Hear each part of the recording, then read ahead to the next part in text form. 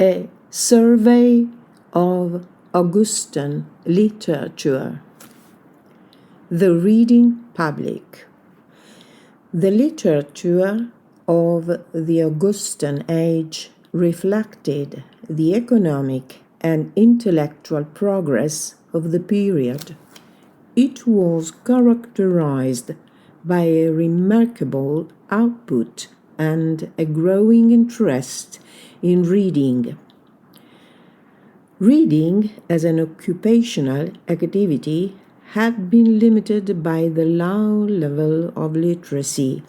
In the country, farmers and laborers were quite illiterate, while in the towns, literacy was limited by the few schools and the early living age.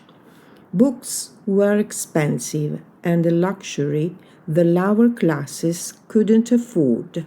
For them, there were cheaper forms of printed materials, like ballads, chapbooks, pamphlets, and newspapers, where short stories and novels were published in serial form.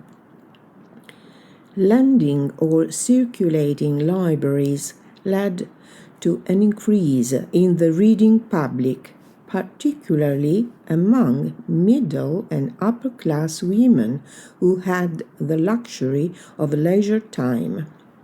Prose.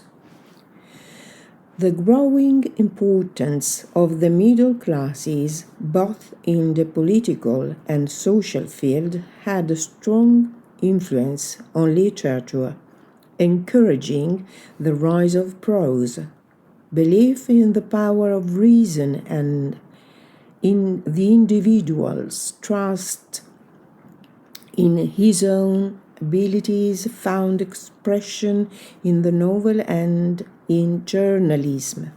The idea that reason could be used to analyze the world but was analyzing itself at the same time was the basis of the parody and satire in Swift's and Fielding's novels, which were also a critique of different aspects of rationality.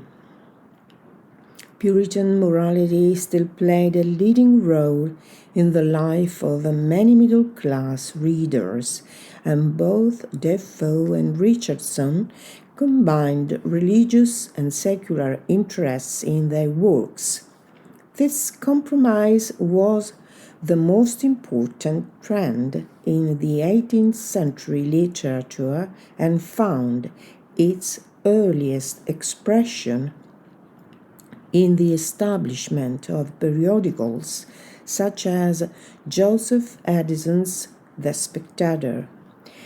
In the field of criticism, Samuel Johnson was a major figure. His prefaces to Shakespeare and Lives of the Poets were his best works. However, his greatest achievement was the Dictionary of the English Language. Poetry. Breaking away from metaphysical poetry, the poet saw his role as one of providing social poetry with models of refined behavior.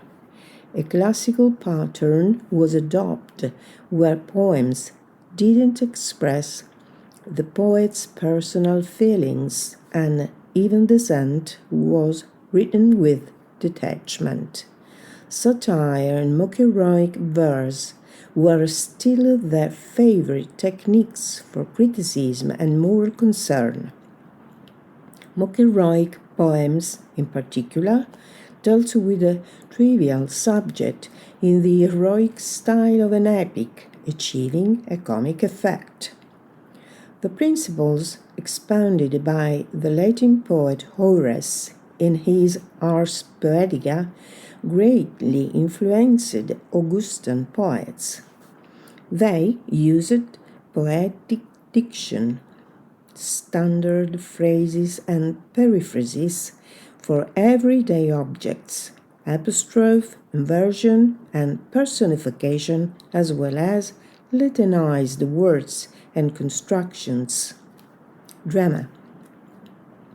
The middle classes joined the theatre-going public, and London audiences began to enjoy pantomime, a kind of ballad opera, a mixture of political satire, picaresque adventures, and love interest. John Gay wrote The Beggar's Opera, where the characters are rogues and vagabonds, and yet, by jesting and exaggerating, create a fantastic world. The Restoration comedy of manners was replaced by the sentimental comedy, dealing with everyday problems in simple language, where virtue triumphs over vice.